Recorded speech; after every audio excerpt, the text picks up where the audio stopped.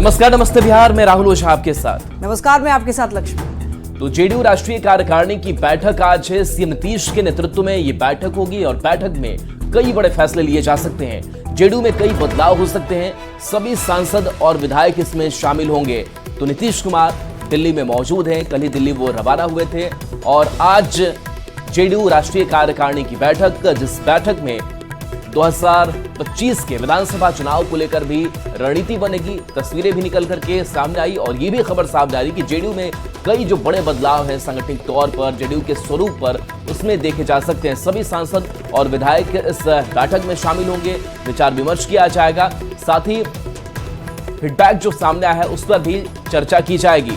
तो कैसे विधानसभा चुनाव में उतरना है, क्या रणनीति बनेगी। और तस्वीर भी हम आपको दिखा रहे हैं जब दिल्ली के लिए रवानगी हुई थी मुख्यमंत्री नीतीश कुमार की, और मदन सहनी से लेकर के कई बड़े जो नेता हैं उनकी मौजूदगी इस बैठक में होगी। और बैठक से पहले की रवानगी की तस्वीर निकल करके सामने आई जब कल नीतीश कुमार दिल्ली के लिए रवाना हुए थे। तो दिल्ली में मौजूदगी और जेडीयू राष्ट्रीय कार्यकारिणी की आज बैठक।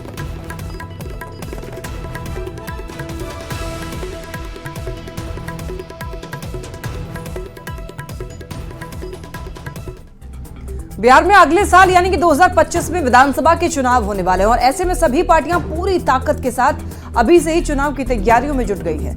गुरुवार को पटना में बीजेपी नेताओं की बड़ी बैठक हुई, मंथन किया गया। तो आपको बता दें कि जेडीयू की राष्ट्रीय कार्यकारिणी की आज बैठक दिल्ली में होने जा रही है। वहीं आरजेडी नेता तेजस्वी यादव भी 15 अगस्त के बाद बिहार दौरे पर निकलने वाले हैं। तो जाहिर है कि 24 से ही 25 की लड़ाई की तैयारी की जा रही है। कौन किस पर भारी होगा, देखने वाली बात है।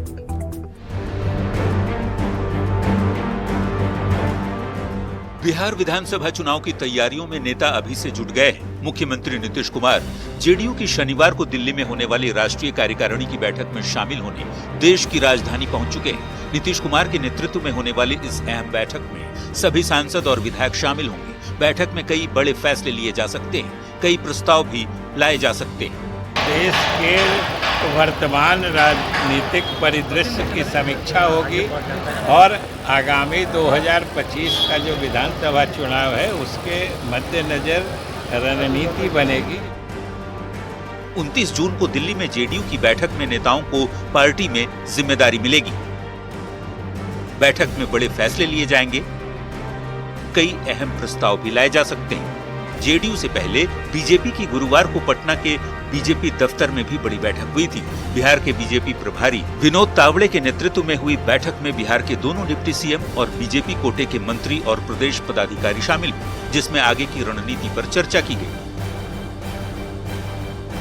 तो लोकसभा चुनाव के बाद अब बिहार में सभी पार्टियां विधानसभा चुनाव की रणनीति बनाने में जुट गई हैं। तेजस्वी यादव भी 2025 की तैयारी में जुट गए हैं। तेजस्वी यादव का एक्शन प्लान भी तैयार हो चुका है। 15 अगस्त के बाद तेजस्वी बिहार की यात्रा पर निकलेंगे। लोकसभा उम्मीदवार आभार यात्रा निकालेंगे। विधानसभा चुनाव के लिए समर्थन मांगेंगे। मतलब सभी पार्टियां अभी से ही चुनावी मोड में आ चुकी हैं। विधानसभा का चुनाव अगले साल होना है। ऐसे में सभी पार्टियों के नेता जोर आजमाइश में जुट गए हैं। रणनीति के जरिए बिहार की बाजी कैसे जीती जाए, इस पर मंथन का दौर शुरू हो चुका है। 2025 की तैयारी में कौन किस पर भारी होगा, ये देखने वाली बात होगी। Bureau report, news 18। बिहार में बहार है, फिर नीतीश कुमार है। अब तक तो बीजेपी और जेडीयू दोनों मिलकर 2025 विधानसभा चुनाव के लिए यही नारा लगाते आ रहे हैं। लेकिन बीजेपी नेता अश्विनी चौबे ने एक बयान देकर बहस छेड़ दी है कि क्या फिर बीजेपी जेडीयू की राह अलग होने वाली है। हालांकि जेडीयू की ओर से अभी भी भरोसा दिलाया जा रहा है कि बीजेपी जेडीयू के बीच सब कुछ ठीक है और 2025 का चुनाव सीएम नीतीश कुमार के चेहरे पर ही लड़ा जाएगा। ये रिपोर्ट देखिए।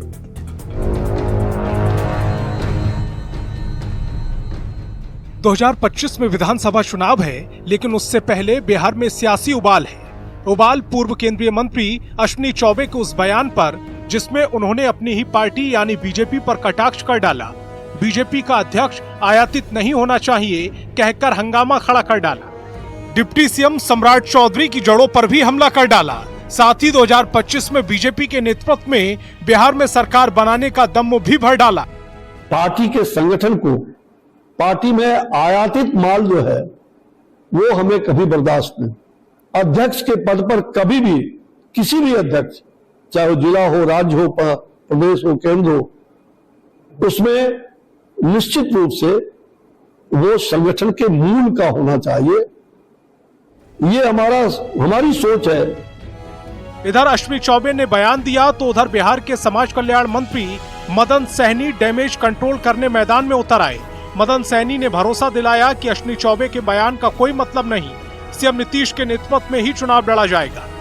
सभी लोगों ने मेहनत किया, सरकार बनी है एनडीए का, और सभी को भरोसा है कि अच्छा से काम फिर से होगा और बिहार को जरूर इसका लाभ मिलेगा। पहले भी मिला है और आने वाला समय में फिर विधानसभा का भी चुनाव है, तो उससे पहले हम लोग अभी से तैयारी में लगे हुए हैं। वहीं जेडीयू के सीनियर नेता केसी त्यागी ने भी बीजेपी के शीर्ष नेतृत्व और डिप्टी सीएम के वादों पर भरोसा जताया और 2025 में बीजेपी के साथ मिलकर चुनाव लड़ने की बात कही। प्रधानमंत्री स्वयं और बिहार की पार्टी के अध्यक्ष समेत सभी नेता सार्वजनिक तौर पर घोषणा कर चुके हैं कि अगला चुनाव सिर्फ और सिर्फ नीतीश कुमार के नेतृत्व में लड़ा जाए। जेडीयू के किसी भी नेता ने गठबंधन में रहते हुए आज तक श्री नरेंद्र मोदी जी के विरुद्ध कोई भी नकारात्मक टिप्पणी नहीं की है। लेकिन सवाल यह है कि फिर अश्विनी चौबे ने ऐसा बयान क्यों दिया जिससे गठबंधन की नींव हिले? क्या बीजेपी के अंदर 2025 को लेकर कुछ खिचड़ी पक रही है या फिर अश्विनी चौबे का बयान उनका निजी बयान है? पार्टी इससे इत्तेफाक नहीं रखती। आने वाले समय में तस्वीर खुद ब खुद साफ हो जाएगी। Bureau report, news 18। एलजेपी-आरबी के राष्ट्रीय अध्यक्ष चिराग पासवान से अपने 5 सांसदों के साथ प्रधानमंत्री नरेंद्र मोदी ने मुलाकात की। बता दें आपको, चिराग पासवान ने इस बार के लोकसभा चुनाव में अपना स्ट्राइक रेट 100% दिया। चिराग की चारों तरफ तारीफ हो रही है, खासकर पीएम मोदी चिराग पासवान की जमकर तारीफ कर रहे हैं। देखिए तस्वीरें आप देख पा रहे हैं, एलजेपी-आरबी के सभी सांसद यहां पर मौजूद हैं। 5 के 5 सीट पर चिराग पासवान की पार्टी लोजपा रामविलास ने जीत दर्ज की और इस बात से प्रधानमंत्री नरेंद्र मोदी भी काफी खुश नजर आए। और ये देखिए, एलजेपी-आरबी के जो 5 सांसद हैं नवनिर्वाचित, उनसे मुलाकात करते हुए प्रधानमंत्री नरेंद्र मोदी दिखाई दे रहे हैं और काफी उत्साहित भी हैं। और यहाँ पर जो सांसद दिखाई दे रहे हैं, आपको बता दें, आपको इनकी ये राष्ट्रीय अध्यक्ष चिराग पासवान लोजपा रामविलास के हैं और वो अपने सांसदों के साथ में मुलाकात करने के लिए प्रधानमंत्री नरेंद्र मोदी के पास पहुंचे।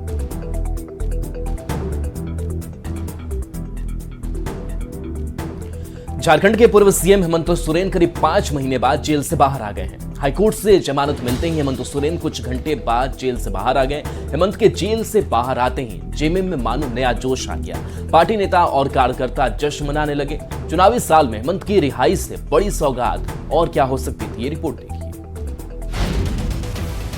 जेल से बाहर निकले हेमंत सोरेन।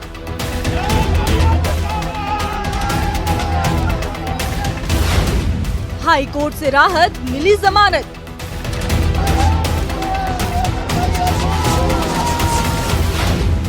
जेएमएम में जश्न, तेज हुई सियासत। जेल से करीब 5 महीने बाद जब हेमंत सोरेन बाहर निकले तो नजारा कुछ ऐसा था। जेएमएम कार्यकर्ताओं का जोश 7वें आसमान पर और नारों की गूंज मानो पूरे रांची में सुनाई दे रही थी।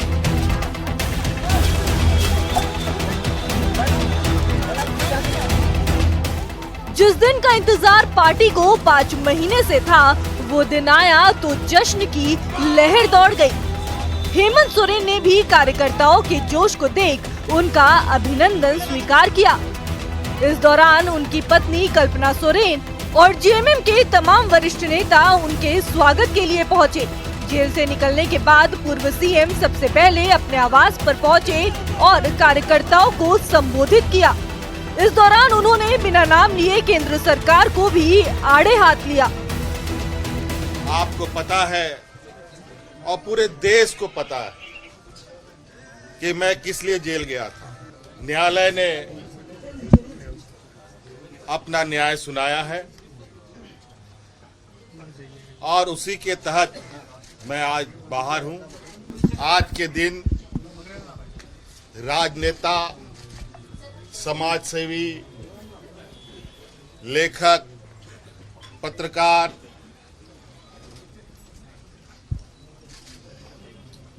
जैसे लोग बड़े सुनियोजित तरीके से उनकी आवाजों को बंद करने का प्रयास किया जा रहा है। संबोधन के बाद हेमंत सोरेन अपने घर गए, जहां अपने बेटे की राह देख रही मां ने पारंपरिक तरीके से उनका स्वागत किया। इस दौरान उनके भाई बसंत सोरेन भी मौजूद रहे। इसके बाद पूर्व सीएम ने अपने पिता शिबू सोरेन से मुलाकात की। वो उनके पास बैठकर बातचीत करते नजर आए। क्या बोला है बेटा, माँ बाप के पास में आया तो माँ बाप खुश है नो, बेटा खुश है। और मैं न्यायपालिका को अपनी तरफ से बहुत प्रणाम करती हूँ। और आज का दिन बहुत ज्यादा भावुक करने वाला, तो शब्द की आज कुछ ज्यादा कमी हो गई है, इसलिए बहुत बहुत धन्यवाद। झारखंड के पूर्व मुख्यमंत्री हेमंत सोरेन जमीन घोटाले के आरोप में पिछले करीब 5 महीनों से जेल में बंद थे। हाई कोर्ट ने 13 जून को सुनवाई पूरी करने के बाद फैसला सुरक्षित रखा था। फैसला उनके पक्ष में आते ही बॉन्ड प्रक्रिया पूरी की गई और 4 बजे के करीब वो जेल से बाहर निकल गए। हेमंत सोरेन को जमानत मिलने के बाद साथ ही अब जेएमएम विधानसभा चुनाव को लेकर पूरे जोश के साथ तैयारी में जुट जाएगी। देखना ये होगा कि हेमंत सोरेन के नेतृत्व में पार्टी की आगे की चुनावी रणनीति क्या होगी। रांची से न्यूज़ 18 संवाददाता गौरव झा, संजय सिन्हा और अविनाश कुमार की रिपोर्ट।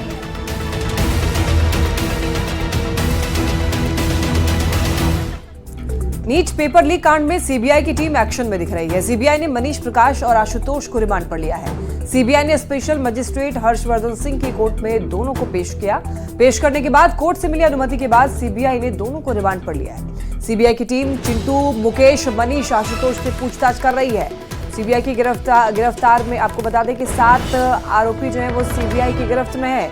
और आपको बताते चले, सीबीआई की टीम चिंटू, मुकेश, मनीष, आशुतोष से पूछताछ कर रही है। गिरफ्तार आशुतोष और मनीष प्रकाश के मोबाइल से सीबीआई को कई अहम सबूत भी मिले हैं और कई सवालों का जवाब खंगालने में सीबीआई की टीम जुटी हुई है। इसी के साथ ओएसिस के प्रिंसिपल एहसान उल हक, वाइस प्रिंसिपल इम्तियाज और जमालुद्दीन से भी पूछताछ हो रही है। सभी आरोपियों से सीबीआई की टीम अलग अलग कमरे में पूछताछ कर रही है। ये बड़ी खबर है। एक्शन में सीबीआई की टीम। बता दें आपको कि जो आरोपी सीबीआई की गिरफ्त में है उनसे अलग अलग खबरों में उठा करके पूछताछ की जा रही है ताकि क्रॉस चेक भी किया जा सके। और आपको बता दें कि आरोपियों के मोबाइल फोन से कई अहम सबूत भी सीबीआई के हाथ लगे हैं। तो नीट पेपर लीक मामले में लगातार कार्रवाई जारी है और आपको बता दें कि ये जांच की जो रफ्तार है वो भी तेज कर दी गई है। इधर चिंटू, मुकेश, मनीष, आशुतोष से कई सवाल पूछे गए। ज्यादा जानकारी देंगे पटना संवाददाता Amit Kumar. Amit, NEET paper leak मामले में क्या कुछ अपडेट मिल रहा है और जो पूछताछ आरोपियों से की जा रही है वो जरा बताएं कि कब से पूछताछ हो रही है। देखिए, नीट पेपर लीक मामले में कुल 7 आरोपी जो हैं वो अभी सीबीआई के पास है।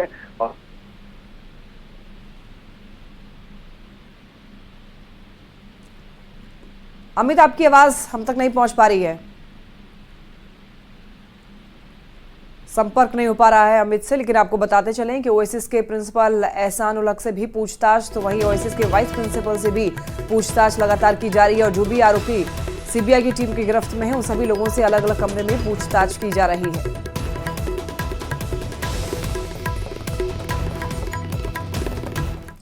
नीट पेपर लीक कांड की जांच सीबीआई ने तेज कर दी है। इस पूरे मामले में नया मोड़ आ गया है। 4 दिन तक हजारीबाग में पूछताछ के बाद सीबीआई ओएसिस स्कूल के प्रिंसिपल और नीट के सिटी कोऑर्डिनेटर एहसान उल हक और डिप्टी प्रिंसिपल इम्तियाज को गिरफ्तार कर पटना ले आई है। एक अन्य शख्स को भी सीबीआई की टीम अपने साथ लाई है।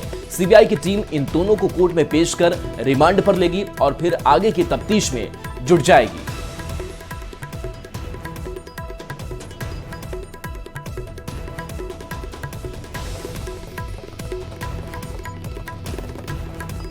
तो एक्शन में सीबीआई की टीम है और रिमांड पर आरोपियों को सीबीआई लेगी।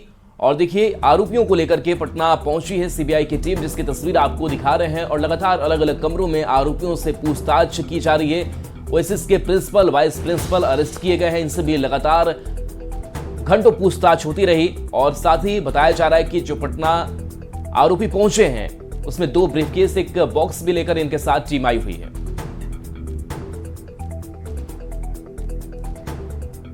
नीट पेपर लीक कांड की जांच सीबीआई ने तेज कर दी है। अब आपको बताते चले कि गिरफ्तार किए गए 13 आरोपी से सीबीआई की टीम पूछताछ करने वाली और इन सभी से पटना के बेऊर जेल में सीबीआई की टीम आज पूछताछ करेगी। और इन 13 आरोपियों में बिहार सरकार की जूनियर इंजीनियर सिकंदर यादवेंदु, अमित आनंद और नीतीश कुमार समेत कई लोग शामिल हैं। बेऊर जेल में पूछताछ से संबंधित तैयारी का जायजा लेने के लिए सीबीआई की टीम एसपी के नेतृत्व में जेल पहुंची। लगातार एक्शन में दिख रही है सीबीआई की टीम। बेऊर जेल में सीबीआई की टीम आज पूछताछ करने वाली है 13 आरोपियों से, जिसमें आपको बता दें कि सिकंदर यादवेंदु भी शामिल है, जो कि मास्टरमाइंड एक तरीके से कहा जा रहा है। और आपको बता दें कि इस मामले में कई और आरोपी हैं, 13 आरोपी हैं टोटल अभी फिलहाल, जो कि सीबीआई की गिरफ्त में है और उनसे पूछताछ की जाएगी। हालांकि जो भी इस नेटवर्क में शामिल है उन सभी पर शिकंजा कसने के लिए सीबीआई की टीम लगातार कार्रवाई कर रही है। नीट पेपर लीक कांड की एक तरफ जांच चल रही है तो वहीं यह मुद्दा अब सड़क से संसद तक पहुंच चुका है। संसद के दोनों सदनों में विपक्ष ने नीट के मुद्दे पर जोरदार हंगामा किया, जिसके बाद लोकसभा और राज्यसभा की कार्यवाही सोमवार 1 जुलाई तक के लिए स्थगित कर दी गई। एनडीए नेताओं ने विपक्ष को भरोसा दिलाया कि किसी भी हाल में पेपर लीक कांड के दोषियों को बख्शा नहीं जाएगा।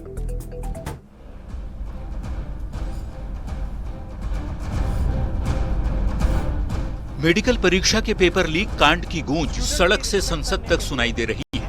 हम सर आपके माध्यम से मैं विपक्ष के लोगों को आश्वासन देता हूं। शुक्रवार को संसद के दोनों सदनों में विपक्ष ने जोरदार हंगामा किया। विपक्ष के नेता राहुल गांधी ने नीट का मुद्दा उठाते हुए कहा कि इस बेहद खास मुद्दे पर चर्चा होनी चाहिए। हम स्टूडेंट्स की रिस्पेक्ट वे विपक्ष और सरकार की ओर से भारत के छात्रों को संदेश देना चाहते हैं कि संसद में बैठे नेता छात्रों के सम्मान को महत्व देते हैं। हिंदुस्तान के जो स्टूडेंट्स हैं उनको हम जॉइंट मैसेज देना चाहते थे ऑपोजिशन और सरकार के साइड से कि इस मुद्दे को हम जरूरी मानते हैं और इसीलिए हमने सोचा था कि आज स्टूडेंट्स की रिस्पेक्ट करने के लिए हम नीट पर डिस्कशन करें। ठीक है, आप डेडिकेटेड डिस्कशन। अब बात यह है कि 2 फोर्सेस हैं, एक तरफ नहीं माने प्लीज। ओके, मैं फिर आग्रह कर रहा हूं। हंगामे को लेकर सदन की कार्यवाही बार बार स्थगित करनी पड़ी। सभा की कार्रवाई सोमवार दिनांक 1 जुलाई 2024 को प्राप्त 11 बजे तक के लिए स्थगित की जाती है। राज्यसभा में भी कांग्रेस नेता मल्लिकार्जुन खड़गे ने नीट पेपर लीक कांड का मुद्दा उठाया। विपक्ष के हंगामे के बीच कार्यवाही स्थगित भी होती रही। विपक्ष के आरोपों पर जवाब बीजेपी सांसद सुधांशु त्रिवेदी ने भी दिया। स्पष्ट करना चाहूंगा कि नीति, नियत और निष्ठा हमारी पार्टी और हमारी सरकार ने वो उदाहरण प्रस्तुत किए हैं कि अपनी स्थापना 1951 से लेकर आज तक इन 73 वर्षों में हमने न अपनी कोई नीति बदली है न निष्ठा बदली है। हो हंगामे के बीच आखिरकार संसद के दोनों सदनों की कार्यवाही सोमवार 1 जुलाई तक के लिए स्थगित कर दी गई। स्थगित की जाती है। नीट मामले पर कांग्रेस की मांग पर सरकार की सहयोगी जेडीयू और एलजेपी आरवी के नेताओं ने कहा है कि केंद्र सरकार खुद संज्ञान ले रही है। छात्रों के भविष्य के साथ कोई खिलवाड़ नहीं होना चाहिए।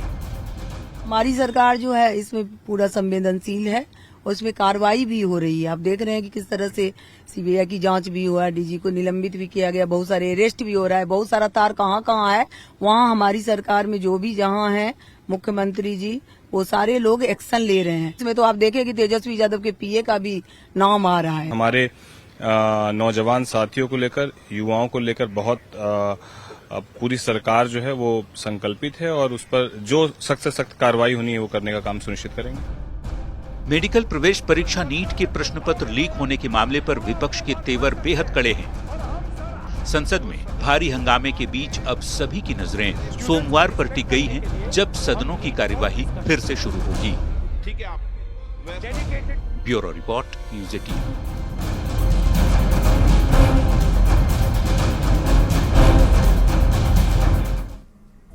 भारतीय बधिर क्रिकेट टीम ने इतिहास रचा है। इंडियन डीफ टीम ने इंग्लैंड की ही धरती पर हराकर 5-2 से सीरीज पर कब्जा जमाया। इस विशेष टीम के खिलाड़ियों को भले ही सुनाई नहीं देता हो, लेकिन 7 समंदर पार मिली बधिर क्रिकेट टीम की इस कामयाबी की गूंज पूरी दुनिया में सुनाई दे रही है।